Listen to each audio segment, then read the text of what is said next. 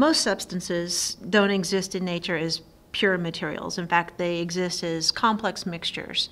So as scientists, we often want to try to separate out the components of these mixtures, figure out what's in them and how much of each component is present. A good example of the importance in analyzing mixtures is in the area of environmental detection and monitoring.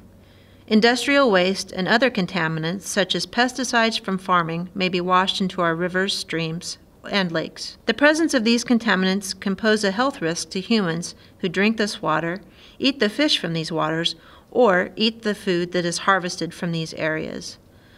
Thus, careful analysis or monitoring of complex mixtures such as water samples, fish, and vegetables is important to ensure that we are not exposed to dangerous substances. Students and researchers here at Northwest have various instrumental techniques at our disposal for separation and identification of complex mixtures, depending on the type of sample we need to analyze. Gas chromatography mass spectrometry, or GCMS, is a powerful technique that is routinely used to separate and identify components in environmental samples, as well as determine the concentration of each substance at extremely low levels.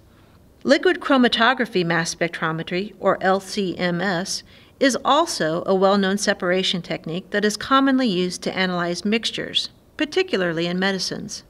For example, students at Northwest have used this instrument to separate the active ingredients in an over-the-counter pain reliever and determine the levels of each ingredient.